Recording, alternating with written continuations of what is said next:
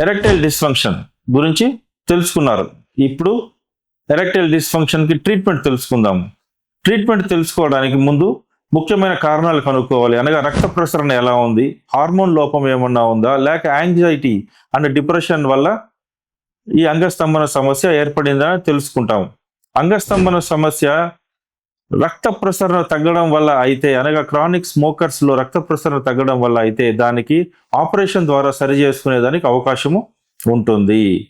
అలా కాకుండా anxiety and depression వల్ల గనక ఈ అంగస్తంభన సమస్యలు ఉంటే దానికి సరి అయిన మందులు తీసుకోవడం ద్వారా అంగస్తంభన సమస్య మనము తగ్గించుకునేదానికి అవకాశము ఉంటుంది. చాలా మంది పేషెంట్స్కి అవగాహన లోపం వల్లనే ఈ సమస్య ఉంది. కాబట్టి వాళ్ళకి అవగాహన, రీఅష్యూరెన్స్, తద్వారా మందులు రక్త ప్రసరణ పెరగడానికి వాడే మందుల వల్ల చాలా వరకు ఈ సమస్యని మనము తగ్గించుకోవచ్చు.